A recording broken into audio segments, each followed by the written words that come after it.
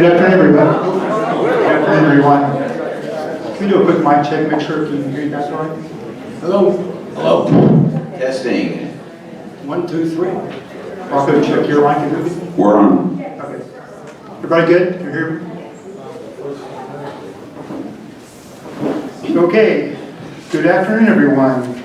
Welcome to Meet the Candidates Forum. I am Paul Madry, the General Manager for the Foundation, and I'll be assisted by Sandy Mintz, a fellow Pelican Marsh resident and who's chair of the President's Association Advisory Committee. We have been assigned as today's moderators for today's forum.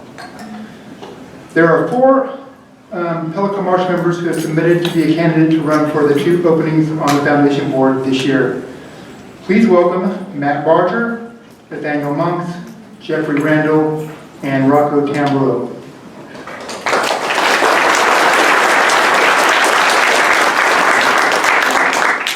Their willingness to volunteer and represent you in making Pelican Marsh a great place to live is very appreciated. The format for today's forum will be as follows. Each candidate will be given up to 2 minutes for an opening statement. We will then ask questions that were submitted by members, and the candidates will answer those questions with 1-minute answers.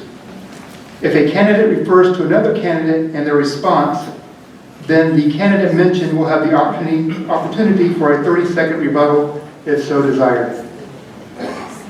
Now please note that many of the submitted questions we received cover the same topic, so we combined them into one question to prevent duplication and to assure time for all questions to be asked and answered. There were also some submissions that we considered as statements and not questions, or were too vague or were personal in nature, so those were taken out also. So once all the submitted questions have been asked and answered, we will then open up and take questions from the floor.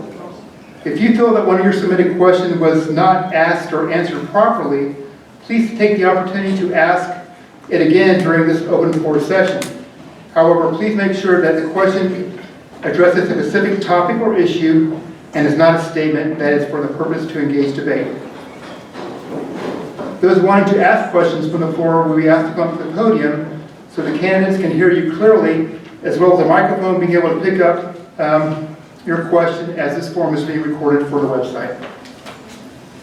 Once we get through all the questions, each candidate will then be given a 2-minute closing statement. Kathy Call, a fellow Pelican Marsh resident and president of Marsh Links, will be our timekeeper for today's forum. She will ring the bell when a candidate's time is up for their opening and closing statements and for the questions they are answering. To help the flow of this forum, the questions were grouped in categories of topic. Answering the questions, as well as giving the opening and closing statements, will go in the order of how the candidates are listed on the ballot.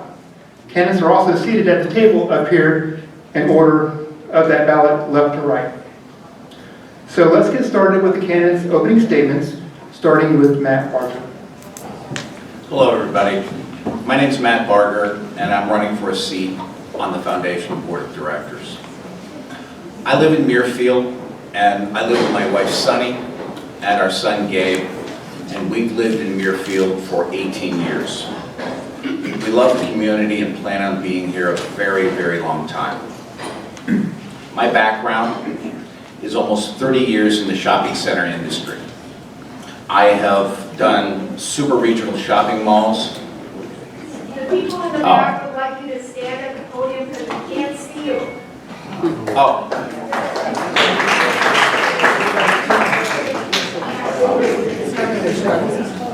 Oh, I don't have to go that far back. I live in Muirfield with my wife, Sunny, and our son, Gabe. And we've lived in Muirfield going on 18 years now.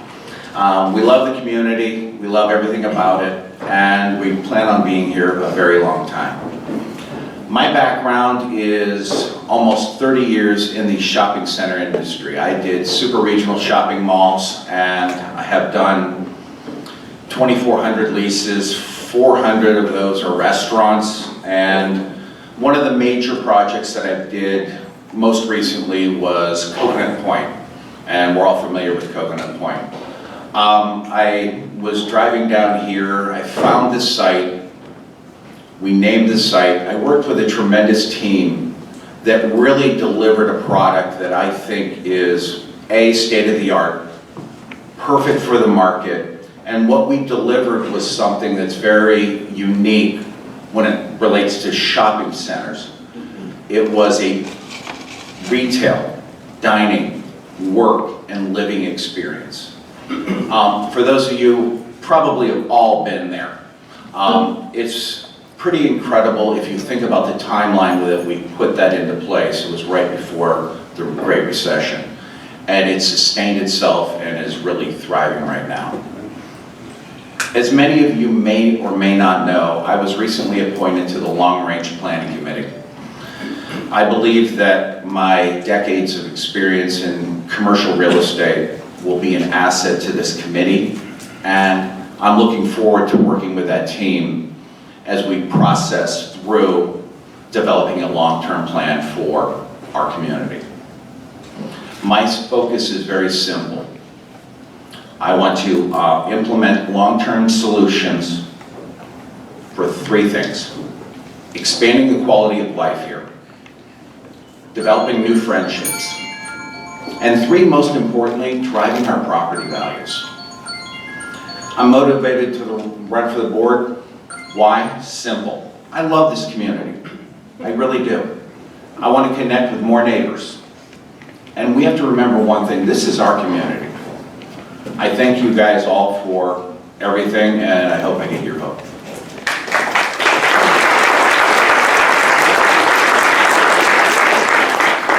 Thank you, Matt. Next up is Nathaniel.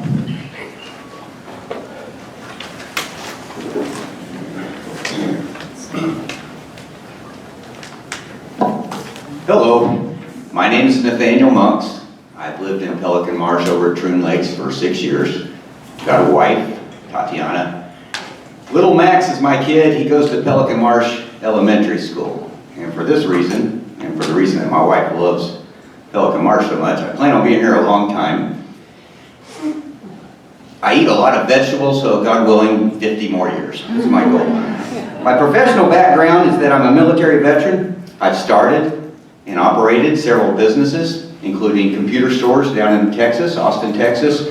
Had a little small chain of computer stores down there. I've owned mobile home dealerships and a trucking company. In fact, I still operate a couple of those businesses, but I do it from my house in Pelican Marsh because I was willing to do whatever it took to get out of Oklahoma and come live in South Florida. Weather in Oklahoma is always bad. I digress. I'm running for a seat on the Pelican Marsh Foundation board because I felt motivated to run. Now, ever since I've been here, I've had a friend named Al Sterner that's been telling me, Nathaniel, you need to run for the board. And I said, no, I'm here to play, not work, Al. But after last year, I felt like, you know what, I think I could be an asset to the board and the community that I love. I feel like that we can make great decisions with expenditures, planning, and communicating with the residents. Many friends and neighbors have spoken to me about the lack of communication, and maybe they feel like that the board is not always open to a dialogue, and I want to help improve that. But there's 4 candidates competing for 2 seats on the board. I think it's important to ponder over how you vote, because you can help move the board in one direction or the other, because it's my opinion that everybody on the board is very fine people and they care about your community, but we all have different personalities, and I'd like to see a personality mix that works for you. I want everything to be filtered through these 4 filters. How does it affect property values? What's the general consensus of the community? Is it a prudent expenditure? And do we have the data available to answer those questions? Everything. I'm not pro or anti anything until I know those 4 answers. I appreciate your trust and your vote. Thank you, guys.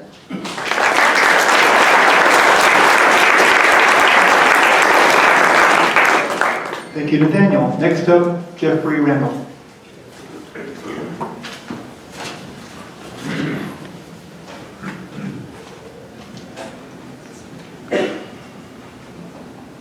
Good afternoon.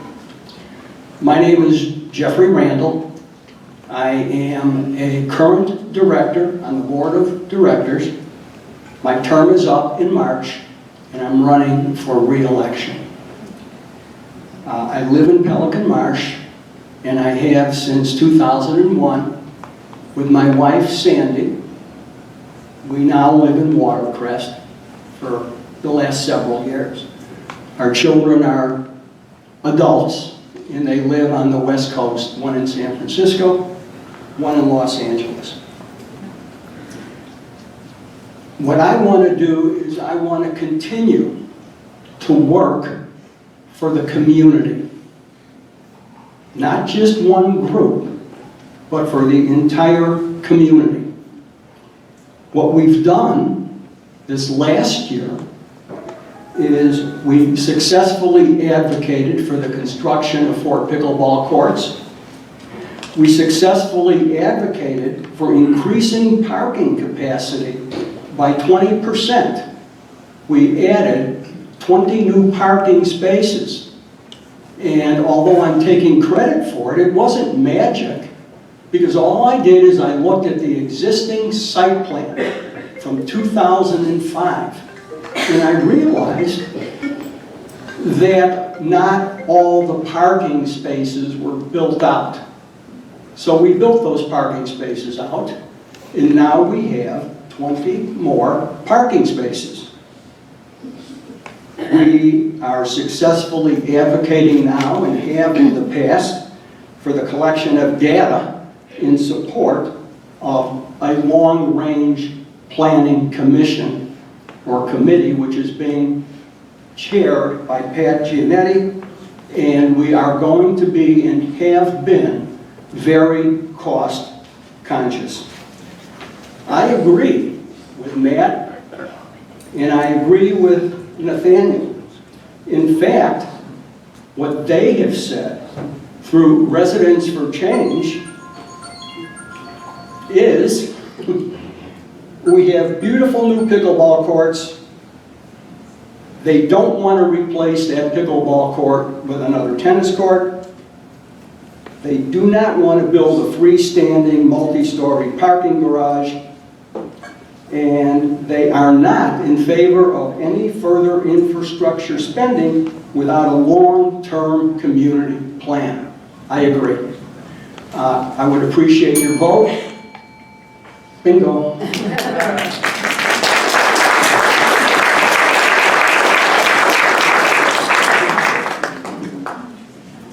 And last up is Rocco Tamburo.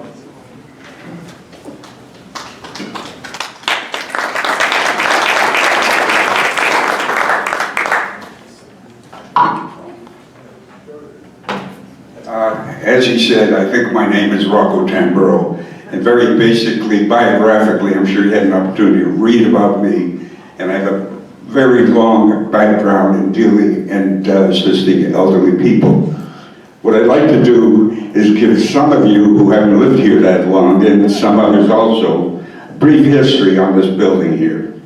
We've reached a crucial point in our evolution as a community now. Do we spend a lot of money to enhance a project which is only 14 years old and incur debts that would create much stress? The building in which you are now sitting almost did not occur. Despite efforts to limit its functionality and its aesthetic appeal, it was built. The owners and most of the board members back in that time, my time back on the board, was between 03 and 09. Had little to do with the planning of the structure. There was no dance floor put in the planning. The kitchen was very limited. Bocce, which I was the first to introduce here, was laughed at by the original people who were on the board. Bocce has now become a most successful program with over 400 registered members. It added a dimension that keeps hundreds of elderly residents happy and healthy. The annual dues we charge here are an absolute bargain. Other communities cannot provide what we provide for those monies. Vineyards, Bonita Bay, Mediterra, all our so-called competitors have privately owned clubs with initiation fees and dues that are sky high. They are not equity-owned centers. We really aren't competing with them. Our location, arrest beauty, attractive landscaping, and reasonable cost sharing are things that should not be challenged at the present time. Some of us go back and were born in the Great Depression era. More recently, we had a depression or a recent recession between 06 and 08.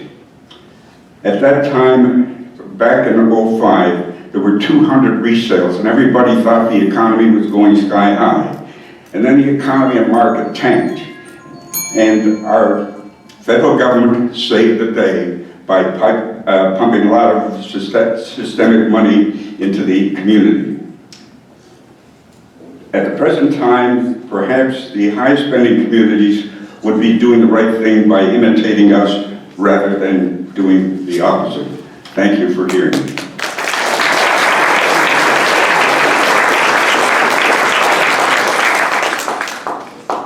Thank you, Rocco.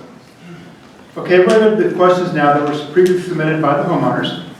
And as I said before, we categorize those questions into topics. So the first topic for the questions would fall under current and long-range planning for Pelican Marsh. And the first question is for all candidates, and that question is, what do you think are the biggest challenges or issues for Pelican Marsh that we face over the next 5 years? We'll go in the same order as before. Certainly. I think, obviously, when this property was initially developed, this campus was a little bit undersized. We're dealing with 5.45 acres, and the groups in the past have done a phenomenal job of building what I think is a quality facility. Our challenges going forward are going to be very, very simple. What do we want to add here that we don't have to rip up, expand, add a parking structure, and make this comparable to other communities around us? We live in an incredible location. We're sitting between two Ritz-Carltons. We have an unbelievable location that all of us, I think, are very, very happy with. But my goal is to get your input and figure out what do we want next. So thank you. I'll answer the same question. I got no feedback on this mic. Can everybody hear me? Yeah. Okay, good. Obviously, the biggest problem we're going to have with any amenity changes is the fact that we're locked into a tiny piece of property and the government doesn't want us to do much more without increasing parking spots, and our parking lot's as big as it can get without getting ugly. So whenever we consider other amenities or keeping or upgrading the amenities we have to be careful and make sure that we're using our money wisely and also listening to what the community wants. Some people in the community want nothing, ever, and some people in the community want more and bigger and better. I believe that the board should not move forward with either a viewpoint until they get a feel for what the community wants. And sometimes you have to ask the community, would you like this or this or this, and let them pick. And other times, to be honest, I think if the community wants 80% of the community wants X, then I want X. And if 80% of the community hates X, then I wouldn't want X. That's my opinion. Thank you. I agree. I agree with Matt, and I agree with Nathaniel. The problem that we have is we are constrained. We only have 5 acres. And anything we want to build, we have to go to the county, as I went to the county before. And I didn't mention that I'm an attorney. Practiced 43 years, primarily responsible, the lead attorney for the village of Glenview, just outside Chicago. for the acquisition and redevelopment of the former Glenview Naval Air Station, 1,100 acres. One of the things we're contemplating now, and I know Pat Gianetti and her long-term commission will look at this, is a kitchen. We want to expand the kitchen if it's possible. Kitchen is right here to my left. We want to open it up for the outside if it's possible.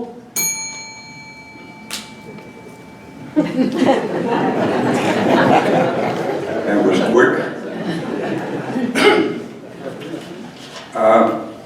My fellow opponents here have mentioned improving here only if and after we have a good consensus from the owner members.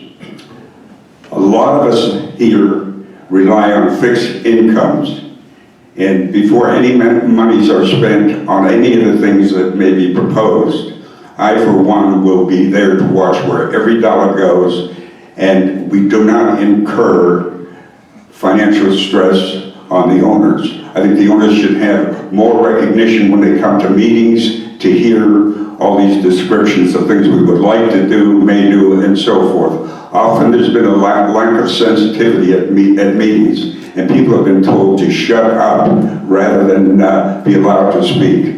I, for one, will see that that never happens around here again if I'm elected.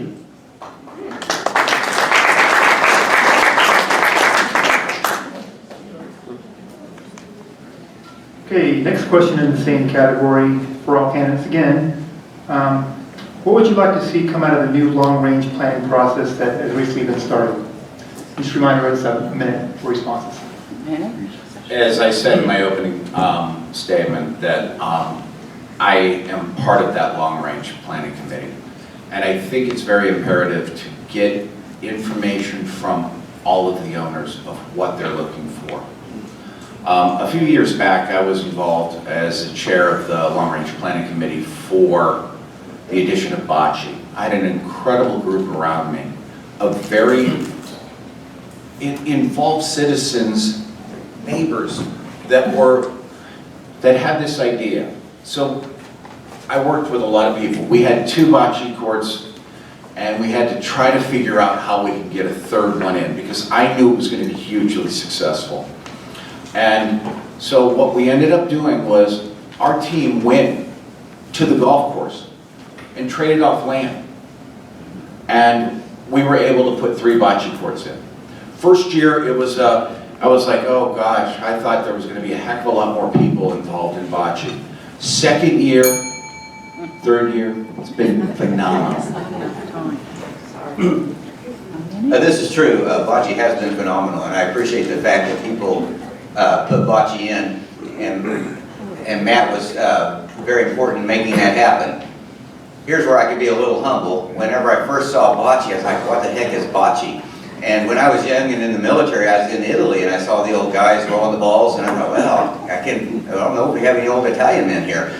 And it turned out it's a wonderful sport. So if someone had asked me, do you want to pay for bocce at the beginning, I would have been like, how much is it? I don't think we would need that. So really what we have to do is have an open mind, because we don't all know everything, and especially as we get older. As we get older, I've found that we explore less than we used to, and we learn things. Something might be like pickleball. Pickleball is a fast-growing sport, and not too many months ago, many of us had never heard the word pickleball. In fact, the name kind of sounds like a joke, you know, like pickle. And so once you learn about something, then you realize, hey, this is probably better than I thought it was. And so that's my opinion on amenities, and also a cost-benefit analysis.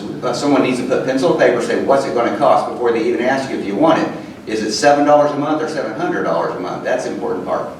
I won't take the time to explain where pickleball came from, or at least the name pickleball. So if you're interested, wait until after the meeting and we can talk about it. Matt brings up an interesting point. The golf course worked with the community center to convey an easement or a license for use of certain property that is now being used for pickleball. I was on the golf course board at the time. I'm the one that drafted the agreement between the golf course and the community center. We worked on that agreement, and as a consequence, everybody, the entire community, was fortunate now to be able to have pickleball. I'm sorry, pickleball on my mind. Bocce ball. Worked out well. And yes, it did. It did work out well, to everybody's advantage. But in any event, I'm looking forward to, again, working with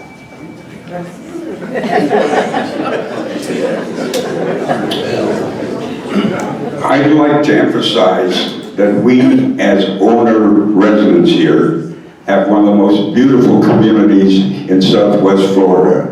The returns and joy you get out of this place for very menial fees are remarkable. I've toured Mediterra, Vineyards, Bonita Bay.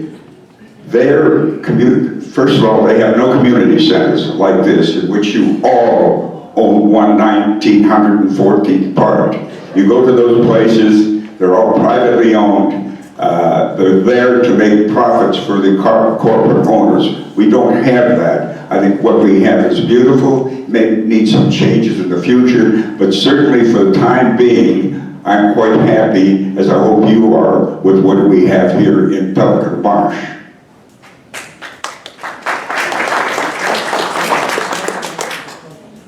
Okay, next question on the same topic. Now we're going to allow 2-minute responses for this question due to the complex of the question. And the question is, what new or expanded amenities do you think are personally needed in Pelican Marsh, such as a community pool, more tennis courts, or pickleball courts, to meet the future demands and stay competitive with their developments in the area? And where could these new and expanded amenities go? That honestly is a very good question, because as we look at the footprint that we're sitting with, it is going to be a major challenge, whatever we do, to expand. I think pickleball is going to take off. I think that there's going to be a certain point in time that we're going to be maxed out, much like they are with the tennis courts right now, and phenomenally the bocce courts as well, that we have to assess what we're going to take a look at and how we're going to implement it and maintain or expand our parking ratio somehow, some way. The county has given us 3 passes so far. They gave us a pass on bocce, they gave us a pass on pickleball, and we were able to add 20 new spaces. But we're right at the ratio right now that anything we do on this property is going to require a reassessment of how many parking spaces we have. And so one of the amenities I think that we all think would be phenomenal would be A, more pickleball courts at the right time. B, possibly a championship style tennis court. C, we've talked about a restaurant or a pub to activate the evening that Jeff touched upon about expanding the kitchen. And I think all of those are great ideas, but I want to hear from you guys. I want to hear your bullet point list of what you think is most important for you guys 5, 10, 15 years down the road. I think that that one person on the board, or 5 people on the board, their opinions or wishes should not outweigh other people's opinions or wishes. My opinion is not worth any more than yours. We're all in this together. So before anything should be tackled or added or worked on, you should look at the data, and is it needed, and then the survey, is it wanted. A good example, he mentioned pickleball. Whenever pickleball looks to me like a growing sport, so little by little, just like bocce, it's going to pick up speed, and more often there's going to be no courts available. Someone needs to be always keeping track of how often all the courts are used, and eventually it's going to be too much, and we're going to have more courts, unless it doesn't happen.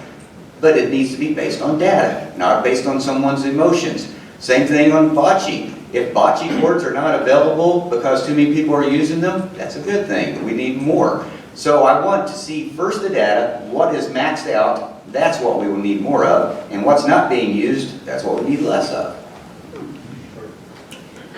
One of the things that I want to mention that Matt again brought up was that the county allowed us to do this extra parking. They did. However, we had to apply for it. It wasn't a given. We went to the county and we obtained a variance to add extra parking based on the reconfiguration of, or the configuration of the pickleball courts. Having dealt with the county, we are at max now. And I would love to see more stuff. The money involved to expand this facility, I don't even want to throw out numbers, but it's in the millions. And I just don't know if either now or in the future, we're ready for it. I'm not talking about the kitchen.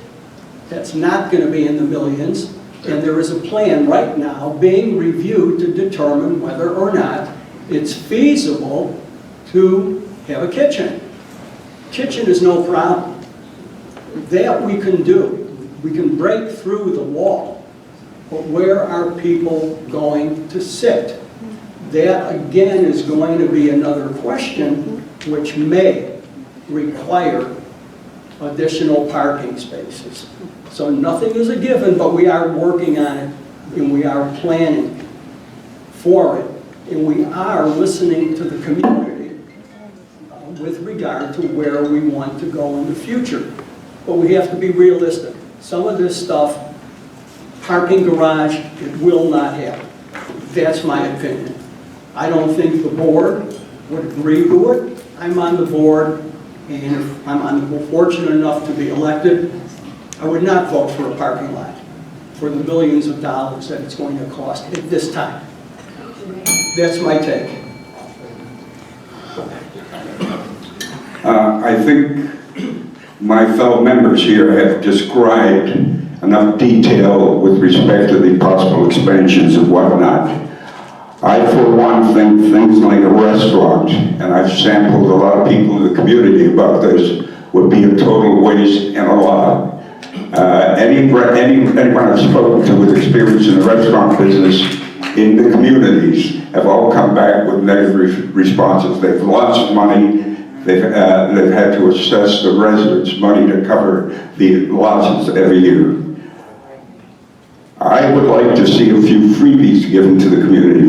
For instance, with the number of elderly and mature people we have here, I think we should have a bi-monthly free CPR, AED demonstrations and so forth. I know we've had people come in the past and for X number of dollars done demonstrations and so forth.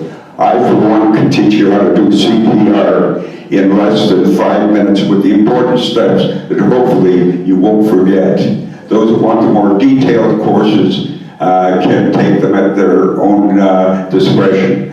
But as I say, I'd like to be here to demonstrate how to do these things. I think with our mature population, more people should be aware of how to do CPR. That I wanted to add to some of these other things that are being proposed.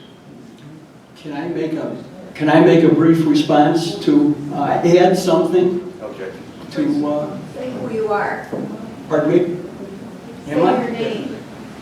I'm sorry. They can't see us. I'm sorry. Before you say what you're going to say, if you say who you are, you'll be able to tell who you are.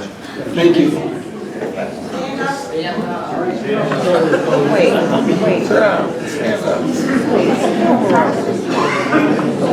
Rocco mentioned that he doesn't think the kitchen would be successful. Jeff Randall, by the way. Rocco mentioned that he doesn't think the kitchen would be successful, would be operating at a loss. We've talked about that, and there is a plan where we don't think at this time it's going to cost us, the community, any additional revenue to run the restaurant. It will cost to build, but not to run. and not to maintain. We've talked to some of the vendors that may be interested. They will pick up the expenses, they will pay the utilities, they will bring in the food. Thank you. And may I respond as well? I've done 400 restaurants. Oh, my name is Matt Barger. Okay, sorry. My name is Matt Barger. I've done 400 restaurants, all varieties, everything from the lowest of lows to almost Michelin-rated restaurants. And for this community, if we were going to do anything, we would have to do it right. We would have to get your input and find out what you want. You know, there's a lot of court sports, bocce, tennis, pickleball, that in the afternoon they want a salad and maybe a glass of white wine. And do we want to carry that into the evening? Because that's the only way it's going to be feasible.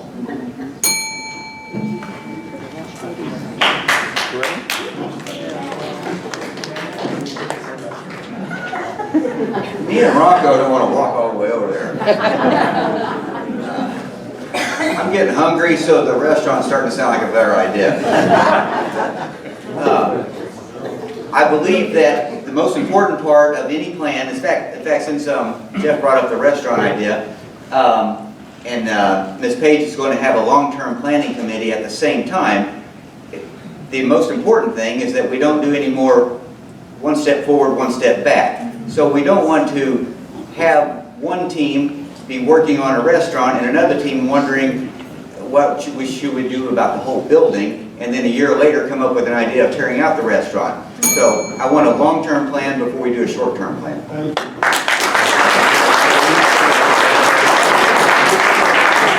Yes, I understand also. Listening to my colleagues here, a lot of what they're saying is great. However, the community... Move further away. I can shout over the crowd. How's that? Better? Okay. In any event, the communities that I've visited who have some great restaurants and so forth, and specifically vineyards, they've got 70,000 square feet in their country club there. They have a bar, restaurant, resort pool, and all this sort of thing. They also have initiation fees of $40,000 plus. Everything you use there, you pay for. Okay. Next question has to do with more of a question with immediate, not long-term. And the question is, what would you propose to solve the current overcrowding we have now in the fitness center and other amenities such as card games during peak season? And would you be an advocate for further restricting or allowing guests to come in and use the facilities during our busy times? Well, I've noticed that this season has been pretty incredible, that there really has not been a situation where we have been at full capacity. And so... They want to see your beautiful face. Oh. The people in the back can't see you, my friend. I think what has been implemented by the current board has, we're going to have to review it and run through the entire season. We're getting through the almost to the very end. But I think what has been implemented, we have not really had an overcapacity problem. We will always have events at night that potentially will create that situation. But I think what has been put in place, we review it a little bit more, watch through the whole entire season, and I think the season's going to be extended this year. Probably instead of March 31st, it may go into Mother's Day.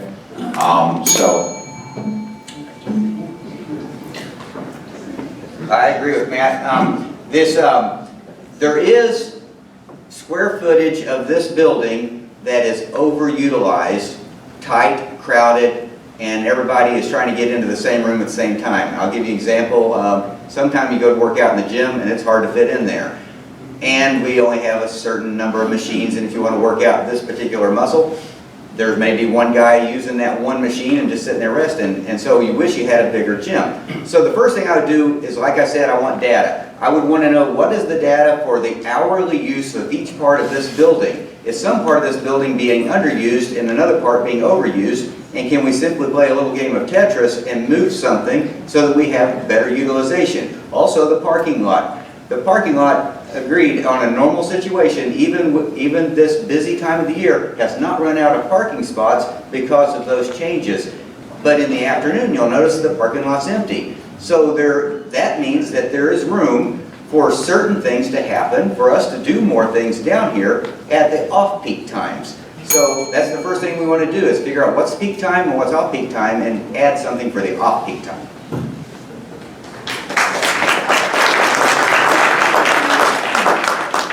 Speaking of off-peak time, he's right. And right now, the restrictions mainly apply to the morning actions, what we do, the activities in the morning. They don't apply in the afternoon. So there are no restrictions in the afternoon. And it's up to the supervisors or the directors of the various sports, for Johan and Patrick and Lynn, to figure out what, if anything, more they want to add to afternoon activities. We have the space, we have the parking. Let's do it.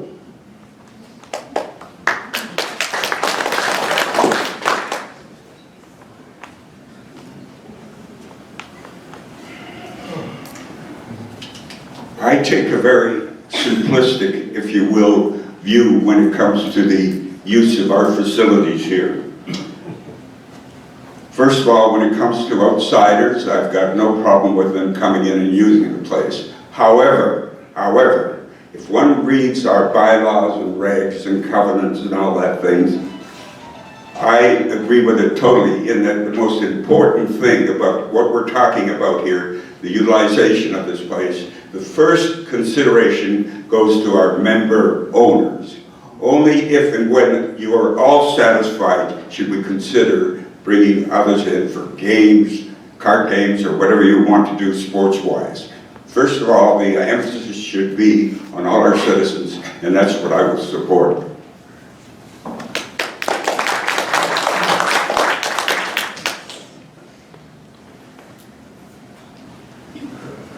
And the last question in this topic is, how do you think we can better develop or leverage our relationship with the CDD?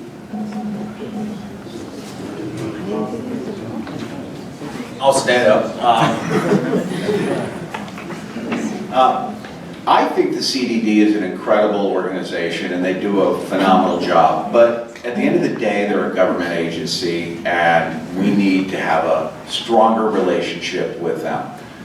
Nate and I, a couple weeks back, met with the new president and we just wanted to develop a better rapport, because if there is any opportunity for us to expand, we're going to have to develop a relationship with the CDD about some of their property that is on site here. And one of the most important things is whatever we do, we want to have that relationship and it works, because it's something that's going to be long term. So I think that's one of the most important things.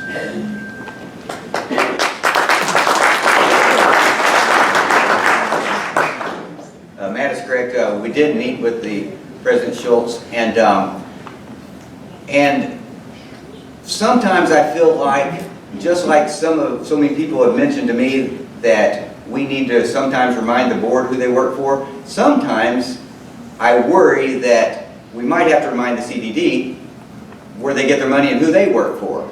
So I would like to, as time passes, if we offer them a proposal and we need their help and we can see they have the ability to help us and they seem unwilling to help us, then I think that we should, as a community, consider making the changes so that we have a better working relationship and we have people there that want to work with and for our community. So this could be a long-term plan, but I think the CDD is very important and we need to quit ignoring it as residents. A lot of us don't even get their email and pay any attention to them. We figure, oh, they're cutting the grass, they're doing their job. But we need to have good people in the CDD, just like we need on our own board.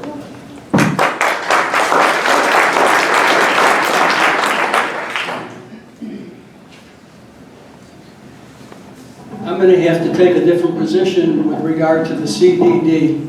We do have a good relationship with the CDD. We may not get what we want because they can't give it to us. It's a governmental body. What they have on their side of the tracks, so to speak, it appears that they have vacant space. But if you drive in there, which I have from time to time, there are trucks going in and out of there. They use it for fill. They really don't have the room to assist us. Maybe on occasion they can give us a few parking spaces. But other than that, you're whistling in the wind. That's my opinion. We've tried before. I know Mr. Walsh, who's the new director. I've talked to him about it, and it's not going to happen. Sounds good. All these things sound good, but I think we have to be practical.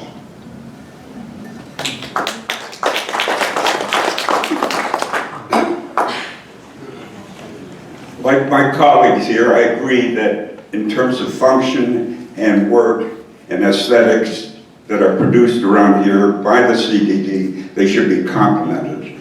I think, as the others here have indicated, we should have a good relationship. However, what has not been mentioned is way back when WCI was in control here, the CDD was ceded that property across the street. Also, our regs read that if we could come up with a good relationship through argumentation, demonstration, or whatever, if we could come up with a good relationship, and we both agreed that property or any property that they have ceded from here could be ceded back by simple transfer, and it wouldn't cost us anything here.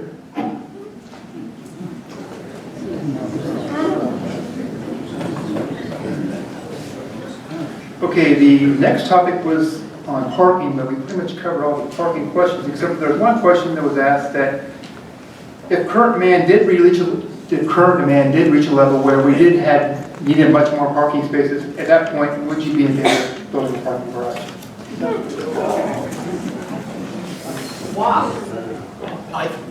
I honestly think we should look at and analyze what the data is from this season, because as I look at the new tennis app, and we're at capacity till at least almost 1 o'clock every day right now. But after that, I'd be open to a discussion about it. With my background, I know how expensive they are. An average parking space in a parking deck costs $27,500. If we were going to add 120,000 spaces, we're talking almost $4 million.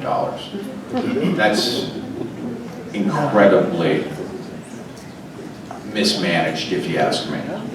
I think we have to look at the footprint we have and figure out solutions with what we have on our campus here. Okay, back to my familiar refrain of data. I believe every decision, especially big ones and expensive ones, should be made with data. We have data now about parking spots. The board passed an excellent rule that said during our peak times, which is only 3 months a year, 3 hours a day, 4 hours a day, the visitors are not allowed to park in our parking lot during the peak hours of the peak months. Just a few hours, a few months. And not once, except for a special occasion, not once in normal use have we run out of parking spots this year. Even though this is the busiest time of the year and the busiest time of the day, we're not running out of parking spots. That's data.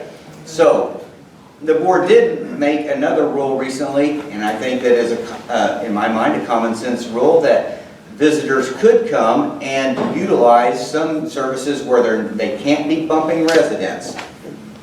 But during this time, they can't park in our parking lot. They have to ride with a resident. I like this a lot, but you know what's going to happen is some of them are going to start cheating because they think they can come. So in that case, we're going to run out of spots. If we do, I'm in favor of a transponder wand over the gate during the peak times when we have to have only residents here. Solves the problem.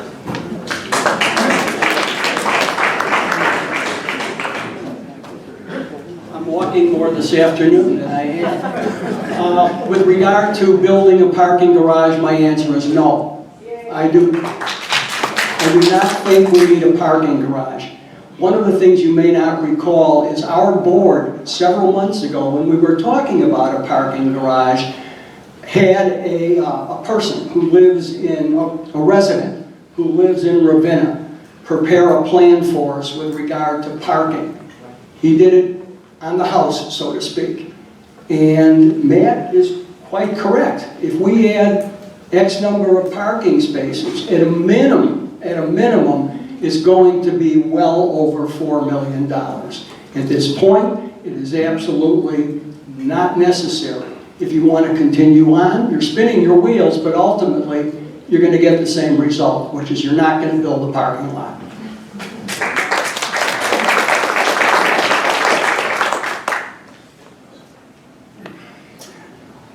I, for one, don't think we have a parking problem. I've been here 20 years, maybe on 3 occasions I've come over here and not been able to find a parking spot. I think a good neighborly approach, where more of us got together on our streets, shared vehicles coming here, we'd save parking spots. I think if the occasional spouse dropped his husband or wife off here and then went home, we'd save parking spots. Aesthetically, if we built out there, we're going to destroy a beautiful ambiance and appearance that we have in this whole community. I like to see the green out there, not a bunch of concrete. Anyone have a comment? With regard to parking, one of the things we talked about is in the evening, if it gets so packed that we really don't have enough parking, or even during the day for that matter, we've talked to the manager at the golf course, and we may be able to use some of the lower level of their parking lot for excess vehicles. We haven't done it yet, it hasn't become necessary, but we have discussed it.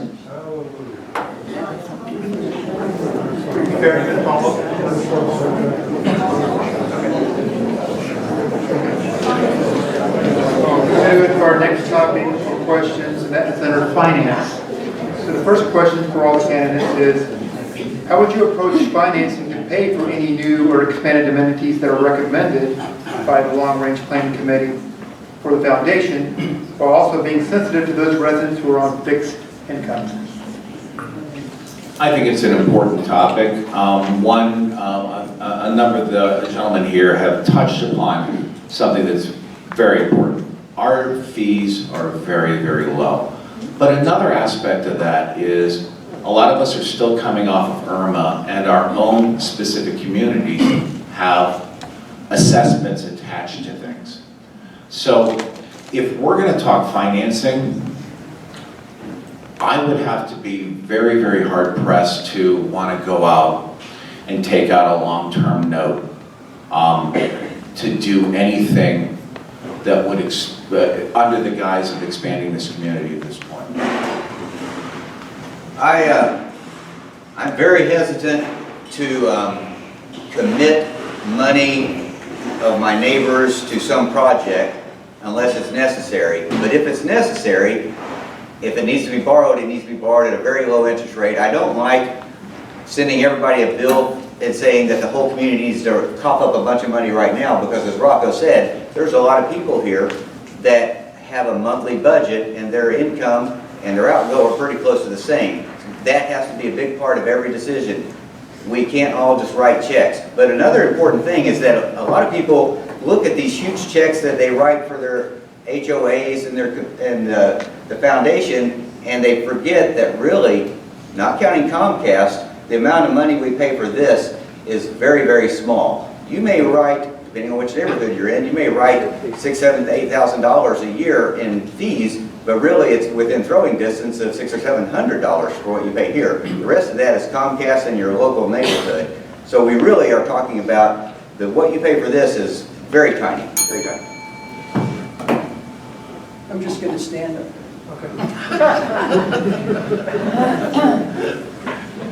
We have a finance committee that makes recommendations to the board, and it will make recommendations to the entire community as to whether or not we as a community have the wherewithal to make whatever improvements are under consideration. I want to point out that anything over $250,000 must be approved by the entire community. Anything under $250,000, the board has the right, if it so desires, to expend those funds. However, when you're talking about that kind of money, even though it's under $250,000, that would not be an easy decision for the board to make. But I think going forward, things will be discussed, and if there is a large expenditure, stay tuned. If there's a large expenditure, it will have to go to the entire community.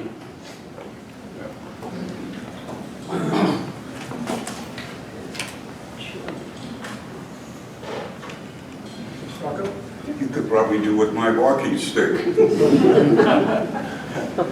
In any event, I'm the dollar man. Any money that we borrow ultimately comes back to each of us here individually. It'd be nice to say with those big fat capital transfer fees that we get, it would cover all our debts. That is no guarantee. If the economy drops and we don't sell, that big debt out there personally comes back to all of us. Our assessments go up. When assessments go up in the community, everybody affected will be stressed out. Stress makes any illness, and I'm saying this from a doctor's point of view, any illness that we have, illnesses we have out there could be aggravated and will be aggravated by dollars we owe. By all means, let's not borrow any more than we have to, and perhaps borrow nothing.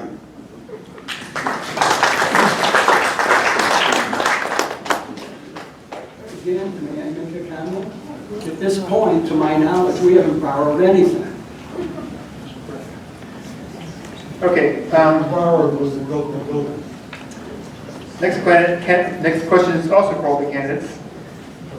What is your opinion of implementing an additional charge or a club fee to pay for tennis and pickleball to offset the large operational costs those amenities incur compared to the other amenities of the foundation? So if I'm understanding you correctly, they're looking at a charge for just tennis and pickleball and not anything else offered here? Is that what the question is saying? Okay. It suggested that tennis and pickleball should pay an additional fee to offset the cost. I think it's a novel idea, but I think it's not right. What we deliver here is an amenity package, and amenities are based upon our low fee rate that we've broken down. It makes 0 sense to charge an assessment to each one of the users of that. You know, are we going to charge $10 for bocce? Are the ladies playing cards now going to have to charge $5? It takes $5 to work in the workout facility. That makes 0 sense. We have an amenity package, and it's very inexpensive compared to a lot of other neighborhoods, so I'm completely against it.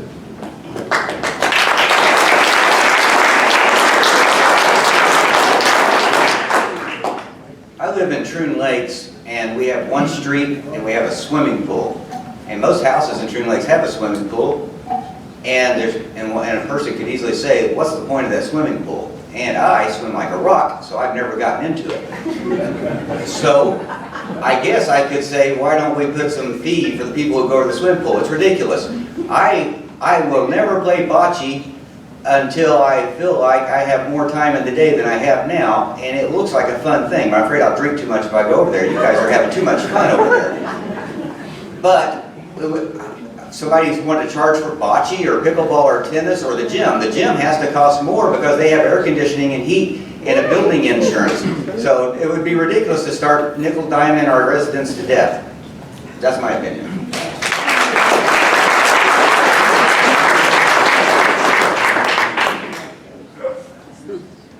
not going to give you a direct answer. Although, I can tell you that the foundation operates at a loss for tennis. The foundation operates at a loss of up to $250,000 that it defrays for the tennis program. That's not saying that I would agree to any increase, but it's something that has to be thought about. It's something that our finance committee has to review and has to explain. If there's going to be any increase or charge at all.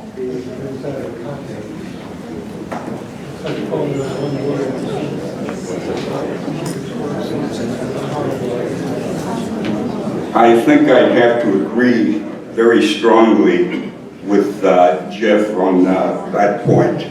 I think a lot of discussion would have to happen amongst, once more, with an emphasis on the owner members before any major changes dollar-wise for these amenities we come up with. I'm quite happy with the status quo. I'd say laissez-faire, as the French would say. Why spoil a good thing?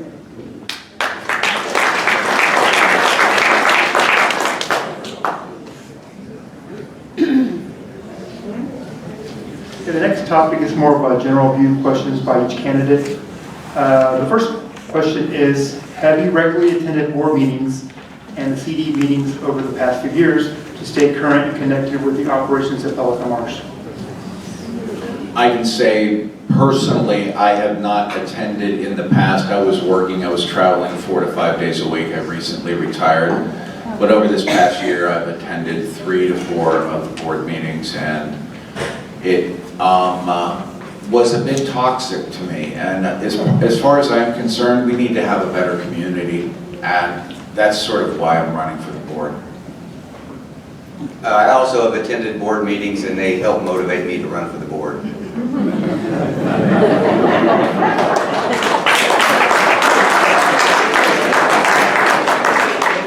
I guess the question is, how many board meetings? I've attended every board meeting. I've attended every board meeting. If you read my CD, I'm sure you'll find there why I have not attended many board meetings. But going back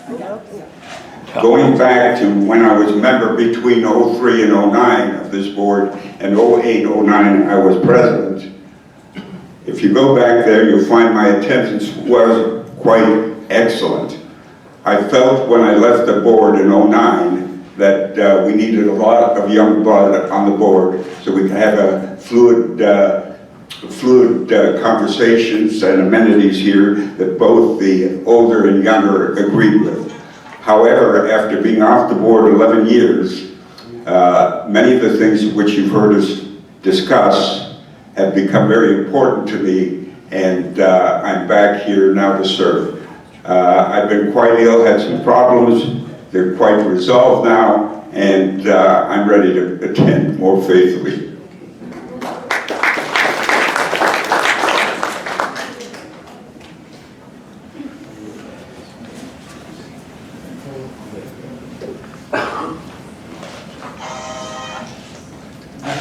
Okay, again, this is for all candidates. There has been a clear escalating tension in the community with the decision to remove a tennis court to install pickleball courts. What would you do specifically to lessen that tension and to bring the community together? I personally think that, based upon everything that we've said so far, we love pickleball. I don't think the method and the madness of how they put it there was the right thing. I don't think they had community buy-in on it, but it's a phenomenal amenity that we all need. And I think just, changing over the board may be the first thing.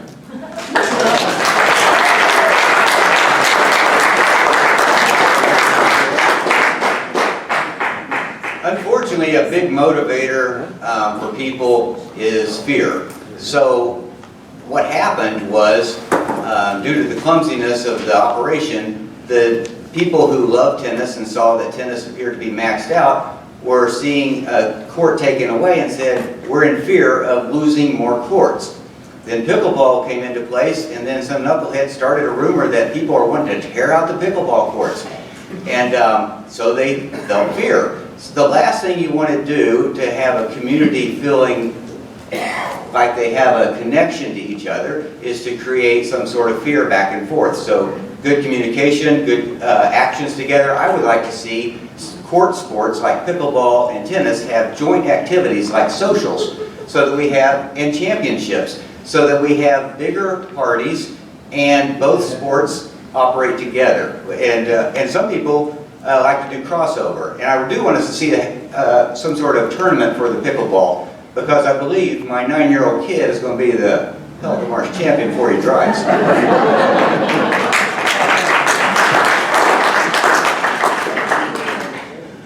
I agree with Nathaniel that the racket sports should be viewed for the entire community. And when Matt said he wanted community buy-in, I agree with him. But I guess the question is, what community is he talking about? We are one community. We're not just a tennis community. We are a bocce community. We are a fitness community. We are now a pickleball community. And we have to learn to live together with each other. I remember the opening of the pickleball courts. Johan said we are a community. We're one community. We have to learn to live together. And I think when those pickleball courts were discussed, that we had sufficient buy-in from the entire community. Obviously, we didn't have buy-in from all the tennis players, but we did have buy-in.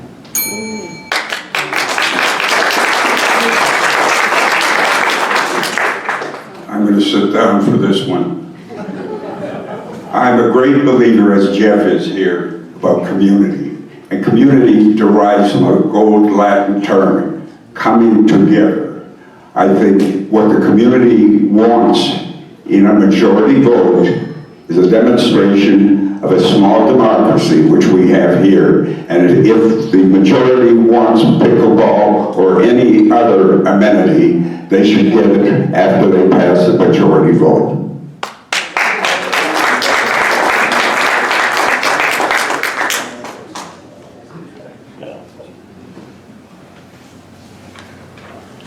And the last question we have for the candidates today would be, how would you improve communication, if any is needed, between the board and residents? I think just based upon the crowd I see here today, that there is a lot more people that are motivated to start attending the board meetings. And there is buy-in. They're excited about what this beautiful community could become. And if we didn't have the buy-in, this place would be half empty. Instead, the place is almost completely full. I think the communication level is great, but I also think that as we turn over houses and people move elsewhere or within the community, that we need to be as transparent as possible.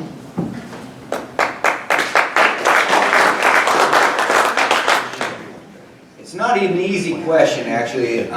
If you attend the board meetings, you recognize that there's a difficulty. I did the math the other day. I wish I'd brought it with me, but generally speaking, if every person in the community had a chance to talk for 5 minutes, it takes 900 hours. It's just not possible. And I'm pretty sure that's the figure. I based it on 3,600 people, 5 minutes apiece, and so it's like 900 hours day and night, day and night, day. So people want to have their voice heard, and the board needs to get done with their work, and so it's not always easy. But I did go to the class on the law of how a board should operate and what the rights and responsibilities are of the board, and the attorney said the best thing to do is have a sign-in sheet before the board meeting. People sign in if they'd like to talk, and then later if they had if they were signed in, and give them a chance to talk. Probably some order, organization, as well as speaking to the community with respect and listening to the community with respect, the best that can be done. But the community has to also recognize that there is many in the community and a few on the board, and they're working for you, so we have to be respectful of both parties at the same time. I agree. One of the things, though, I do want to comment on is Matt said a beautiful community that we could become. We are a beautiful community. We will continue to be a beautiful.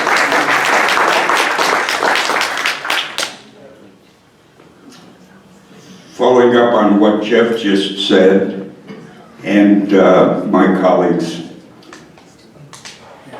the emphasis has been placed on transparency. I go one step further. I believe in transparency, which often can be retrospective.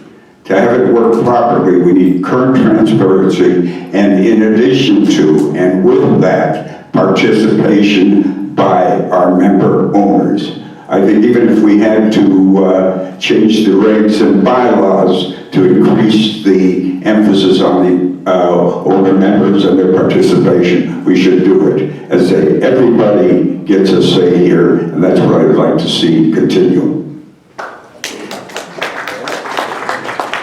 Paul, Jeff did mention my name, and what I am speaking about is, I've met a lot of you in the 10 or 11 so meet and greets that we've been going on for the last 6-8 weeks. And inevitably, in every one of those meetings, there's been a realtor, and I asked him a straight question.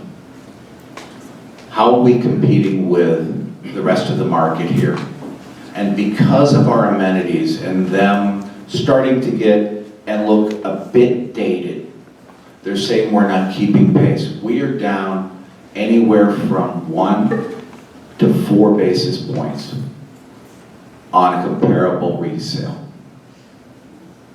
So if you understand what I'm saying is our properties are slipping a little bit. Well, our amenity package, when they're delivering and walking around, the first thing they do is they show the community center, and then they see other community centers. And what I'm concerned about is that we're not driving our property values.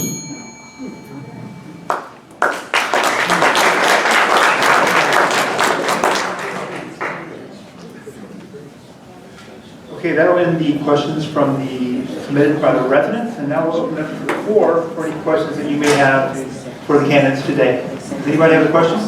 This is the unfiltered. No questions? Angelo Schler. Angela, get come up to the your come to the podium, Oh, yeah. You gotta go up there. up here on the podium. Oh. Thank you.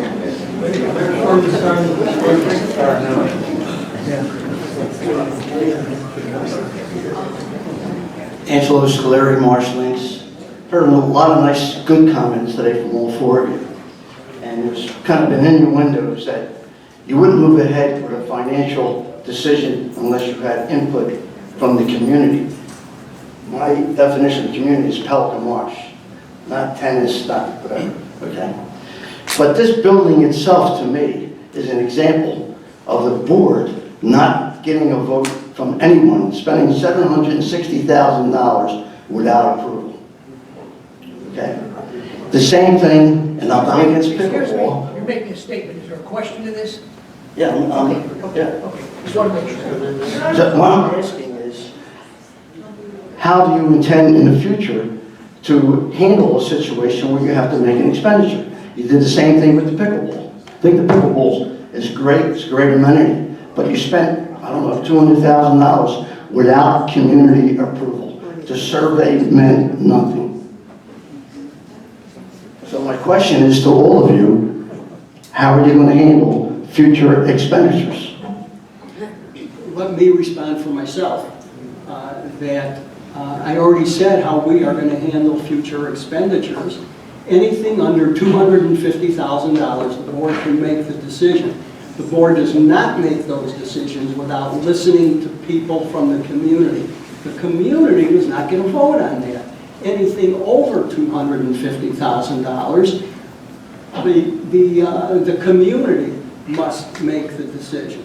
Now, I know the community, and I would have to ask our finance people with regard to the expenditure of the $700,000, but there was input, and if a vote was required, it would have gone to a vote. I don't want to ask any of our people here that are in the audience, but if you want to wait, Ken Evans is here, and I'm sure he can tell you after the meeting how it was determined that we would spend the $750,000. Well, I asked the past president, Jeff, I asked the past president that when it occurred, and he said it was a maintenance item and the board had a right to do it. Then what he said was it was a capital expenditure, and we didn't need the approval of the community. Question item, not a brand new capital item. Well, I disagree. When somebody spends $760,000. Okay, are there other questions for the candidates today? Okay, come on up. Richard.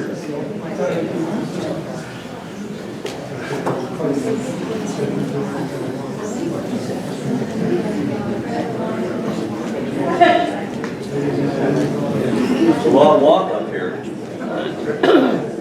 I'm Richard Benson. I live in Portofino. I used to live in Seville.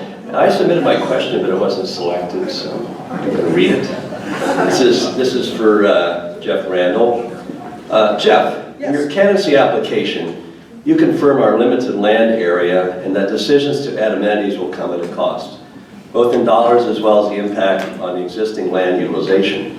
And they will constitute a trade-off that will not please all residents. So here's the question.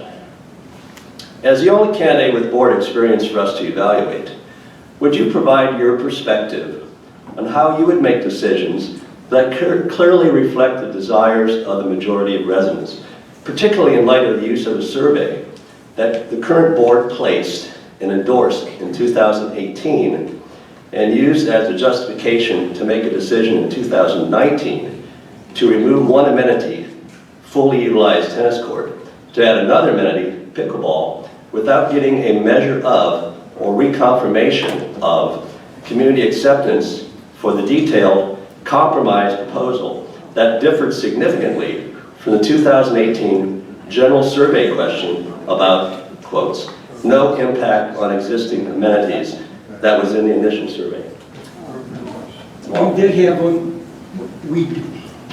We did have input.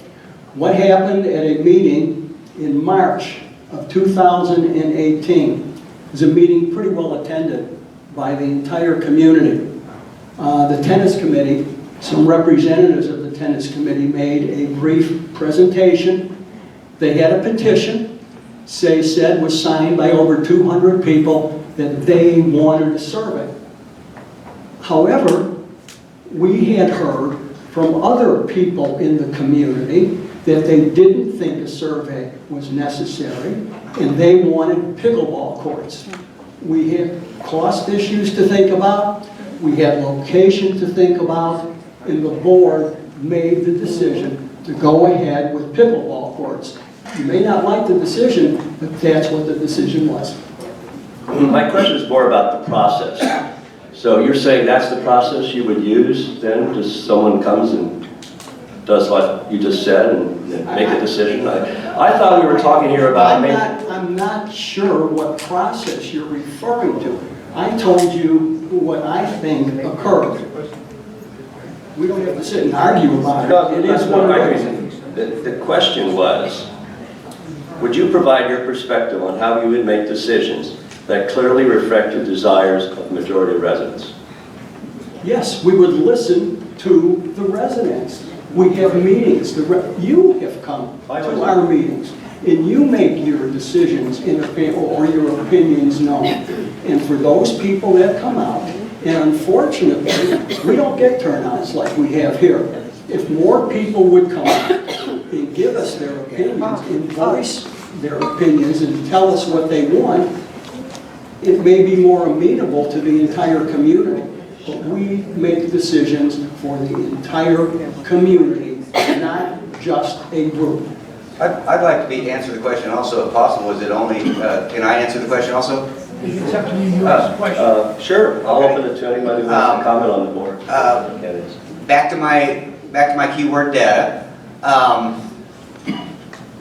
My friend Jeff did say that they had community buy-in, and he based that on the survey, which Rich is talking about, and a meeting which the whole community came to, he said.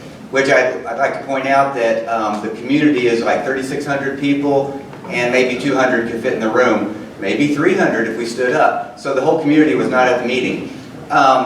You can't have it both ways. You can't say, we asked the community and we had community buy-in and we listened to you, whenever you don't listen. When you send out a survey and then you ignore your own survey and never send out another survey with an accurate question. So I believe there's a way to do the right thing in the wrong way. Ask my wife when I load the dishwasher. You can do the right thing in the wrong way.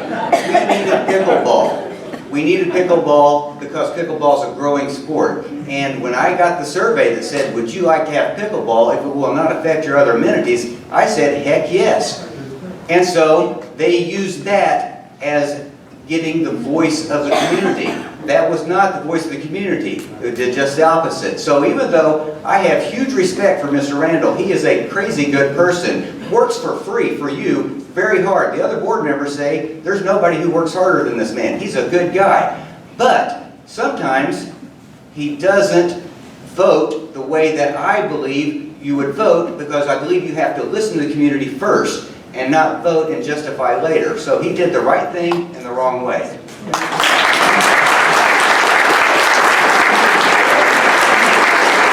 Thank you.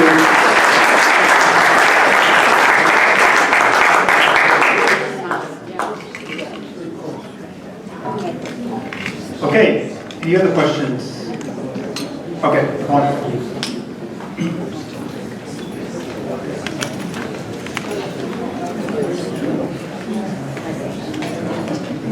My name is Hans Heinzen, I live in Montclair. My name is Hans Heinzen, I live in Montclair. My question is, there's 1,900 doors approximately, right, in this community. And the problem that I have is, there's probably 600 doors that speak for everything. The other, you know, whatever it is, 1,300 doors are silent. So how do you as a board propose, if you keep asking for community involvement, how do you get the silent majority to come back and give you feedback when there seems to be such apathy out there?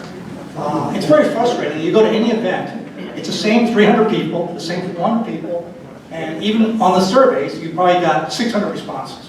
So how do you ensure that everybody gets counted? I'll start off because I think all of us will probably have some input on this. One, a lot of people have this as their second home. It's a wonderful place. They're down here for a part of the year. So we're never ever going to get 75+% buy-in. But those who are here and are year-rounders or are active when they are down here really want all the right things. And I think those are the ones that are very, very active on saying, here's my input, and here's what I would like to see. It's a challenge, but I think, you know, over the last couple of years, I think that what Lynn has done for our community with all of this activation in the evening has been phenomenal. I mean, we should all...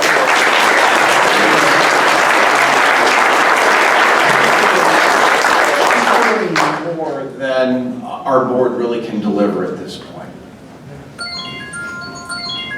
Okay, I want to agree with Matt that we should not look at the community as 1,900 doors that are all equal, and we should expect the same from every door.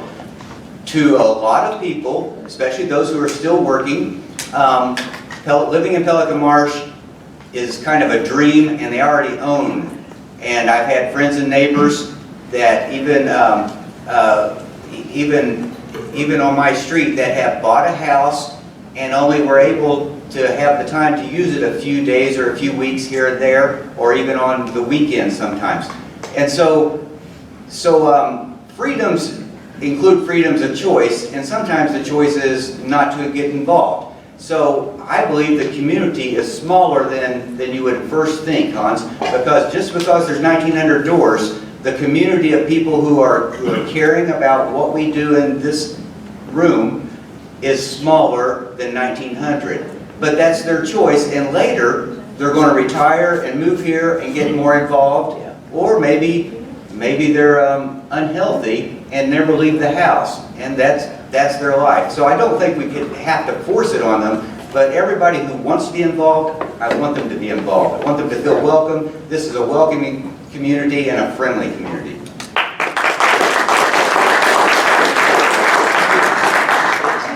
Ultimately, it's up to the board to distill from the community what the community wants. Not everybody is going to agree with what the decision the board comes up with. But the board does the best it can with the information it has. When we opened this facility, I was the chairman of operations. I think there were about 8 amenities, generally speaking, that we had to offer. And I spoke to Lynn about what else could we do. Well, Lynn very, very graciously worked hard. I've never seen any community with as many amenities that we have. We have to thank her for that. And I want to thank also Dominic Zampella, who was the first president of our bocce committee. Not so close, big voice. In any event, one of the things we stressed back then with Lynn, I said, you know, we're going to develop these various amenities. There's also going to be a group of people who want to stay home, read their books, just relax. And if that's what they want to do, they have the opportunity to do it here. I don't think we have to, what we have to do is cover the majority, and those who want to do their own thing, that is their business.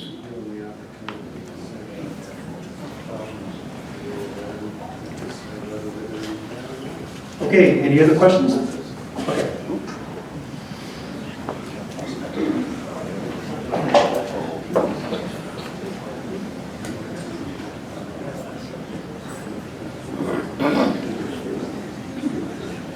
Hampton Randolph from Egret's Walk. Matt, you and Nathaniel have both said that you're big advocates for pickleball. Yes. But I want to ask a question. Why are so many memos, I've seen some vile letters that have been sent to Jeff Randall by members of the tennis community. As Johan said, this is all one community, or it's supposed to be. And yet some vile letters have been sent to Jeff Randall by members of the tennis community. What is the tennis community? One person. Tennis players. Okay, so some person who plays tennis? Pardon me, what's the specific question? One person. Not a statement, we need a question, not a statement. Well, I'm saying you're trying to promote this as one community, but it doesn't look to me like it's one community. My question is, if there's 500 people who play tennis, are you saying any person in that 500 speaks for me? I'm not saying they speak for you, I'm just saying... What's your question? I'm saying it needs that the tennis community, you can't have people firing off letters. I'm against firing off letters. Okay. If they're bad letters.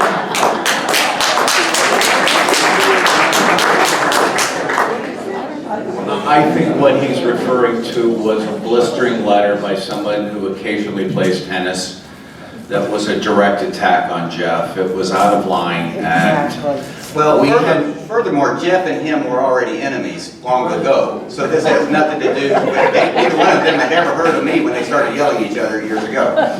I never yelled at him. He's too big. He can't be that bad if he went to we should sit just next drop to me. this subject because it was ridiculous. It's so out of line, and you know what? In the normal course of business, we didn't need it. Okay, other questions? Okay, Mark, Steve.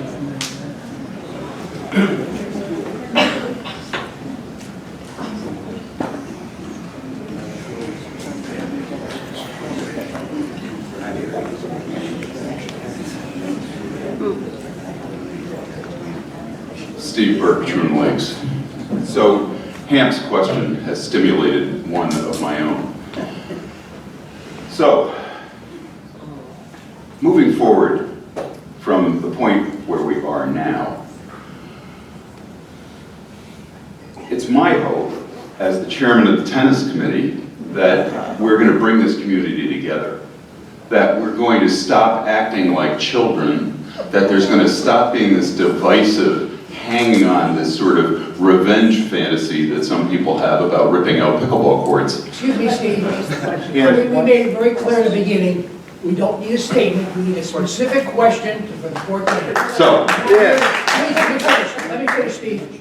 We're not here to get in a debate or a conversation with them. Okay. Please ask them a specific question. thank you. How are you guys going to, you four board guys, potential board guys, going to promote a feeling of community and a positive return to the friendly community that we had before last summer? Let me respond briefly. I suggest that the pickleball people, the tennis people, the bocce people, the exercise people, everybody else that I didn't mention, we all get together and have one big happy mixer at our community center. That's what I would suggest. That's how we're going to get together. And to Jeff's point, there's a number of us who use all of those four facilities. And so I would be 100% in support of that.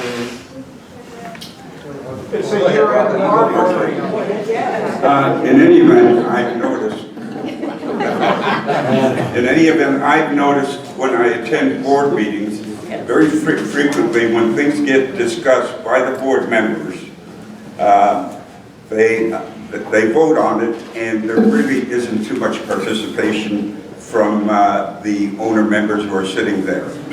I would suggest that before any of the votes are taken at board meetings, that the member owners who are sitting out there get to make their remarks before the votes are taken, not afterwards. Right.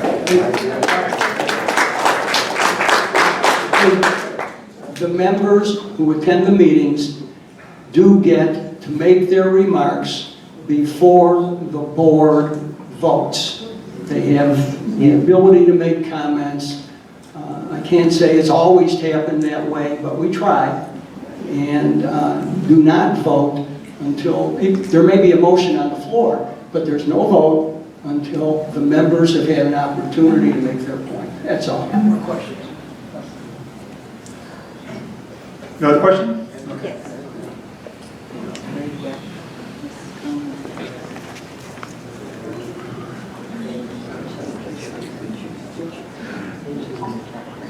I thought we should have at least one woman in the front of this room, so here's my question.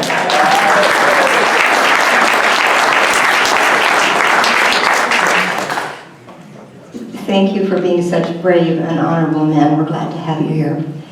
Here's my question. And I'm going to preface it with just a brief remark, Sandy, so don't get nervous. Get me. I'm clueless about the different factions in Pelican Marsh. When you suggest the pickleball people and the tennis people and the workout people and the bocce people, I'm all of that. And I'm a lot more than that too, and so are you. So, I mean, I guess I like my little happy place that I live in because I'm not aware of the animosity. If we got in trouble with the pickleball, it was because you didn't let us vote. Exactly. I think if you would have let us vote, we would have voted for pickleball. It would have put the whole thing to bed. But I digress. Here's my question. I'm a person who likes to promote harmony and goodwill. I guess I just like to live that way, but I think it's very productive. I think you get a lot done with that kind of behavior. I think that's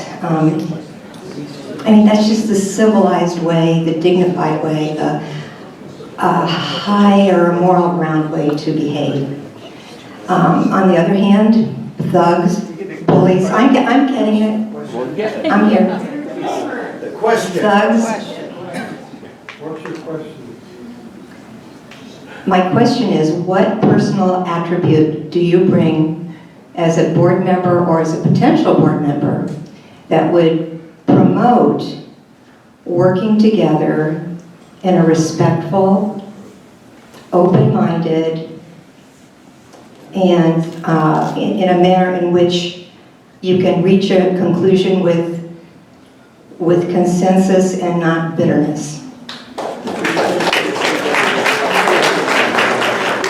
I'll lead off. As I told you guys, I was responsible for Coconut Point. When we do those type of projects, we start out at something called Development Plan 1. We ended up on Development Plan 118 before it was all there. There was give and take, there was compromise, there was some brutal fights, but there was, at the end of the day, we delivered an incredible product to the community, and I think that's what's most important. Technically, I want to answer a question as appreciation, because I recognize, and this is part of getting older, I wasn't this way when I was younger. When I was younger, it would be like at a sports game, and you think of them versus us. And even at a game, you might even dislike the fans of the other team because you hate the Bills so much or something. But now I realize it's not them versus us.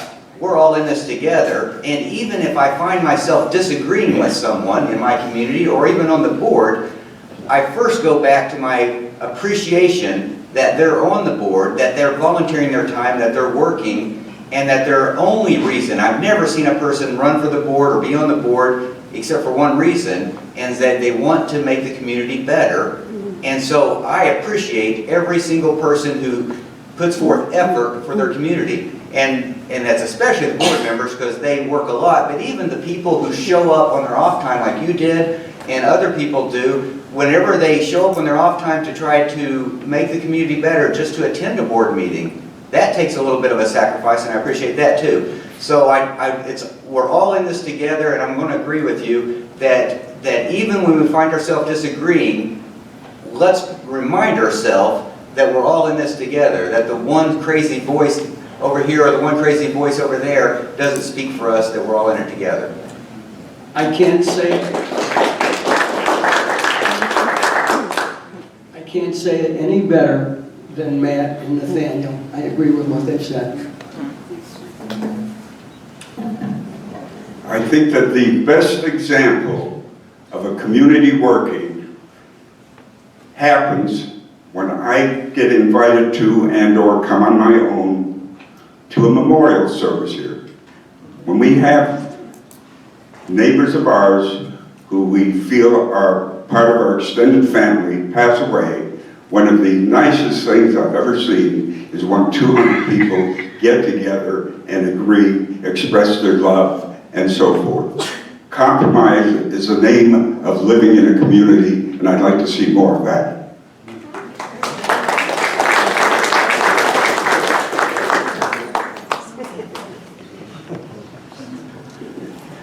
Okay.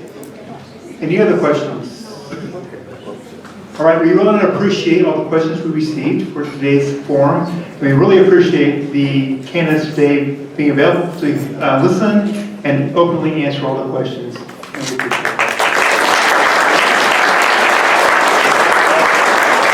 So we're going to finish up now with their 2-minute closing statements, and we'll let Matt start first. Okay, this is going to kind of blow your mind. 63 million Americans are going to retire in the next 10 years. 63 million Americans are going to retire in the next 10 years. Our population in Florida, there's 20 million right now, give or take. If we only get 5% of those retirees, our population grows anywhere from 16 to 18%. Of those people, if they are well-heeled, love a great lifestyle, we're going to have them in Naples.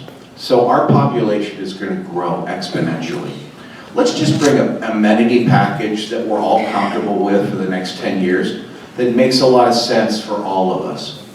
Health, wellness, fitness, all of those things that we worked our butts off for up north or wherever we came from, let's bring them down here.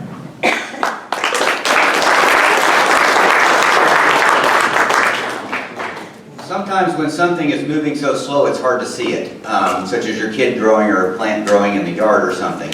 But I think I want to bring up two important things that are happening slowly. Every year, our houses are all getting another year older. We have a great location, but every year, every house gets another year older.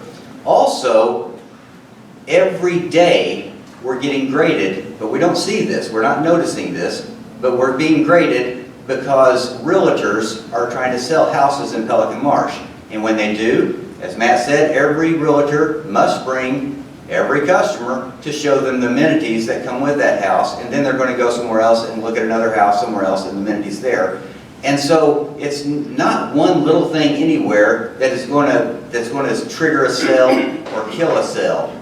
Maybe this customer or that customer will hate this community or that community for one reason, but what matters is long-term large trends. If there's a large trend of people not buying houses in Pelican Marsh because we don't compare well for one reason or another, houses looking aged, people not treating them nice, or amenity package or something like that, those trends will eventually hurt us. So sometimes it's tempting to stand still, but we're on a treadmill. If you stand still on a treadmill, you fall off. So I'm not against doing something good for the community, because age is happening all the time to us, and we're getting graded all the time.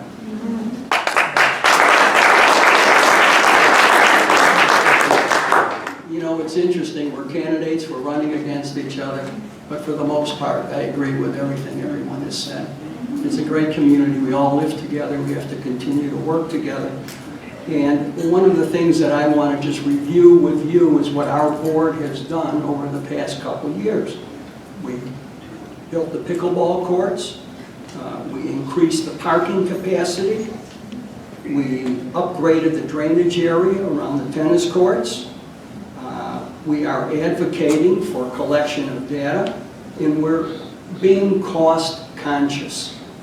I hear what the other fellows have said, and they're looking long-term, and I also agree we're looking long-term, and we have to take it a step at a time, but quite frankly, we're built out. I don't know what more we can do for our community than continue to keep it up. Unless you want to tear down or build up the community center, which will cost millions. Unless you want to build a parking garage, which will cost millions. We're doing okay. And I don't think we're behind the other communities. I think we're keeping up with the older communities and the newer communities. So what I'm asking for is that you consider me as a candidate to fill one of the two seats, that you re-elect me. And let me just say that I put some bios and some other information up on the side if you want to take them with you when you walk out. So I would appreciate your vote. Thank you for coming.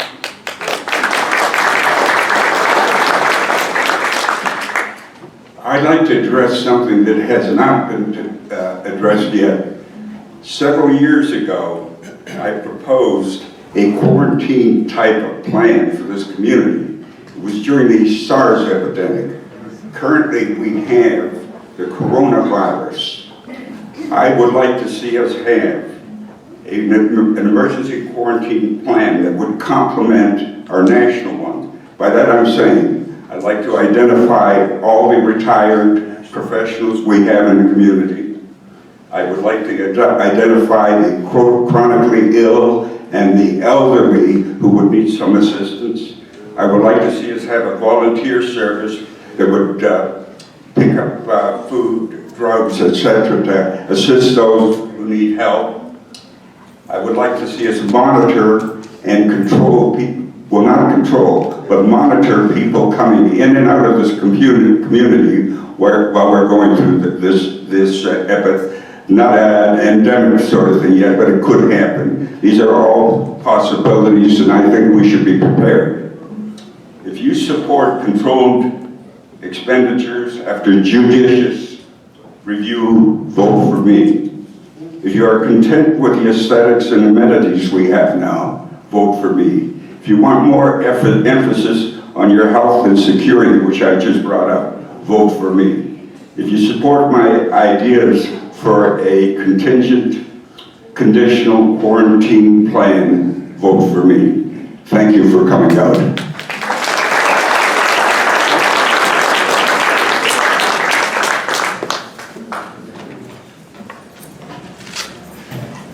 Thank you everyone for coming again. That ends today's forum, and have a great afternoon.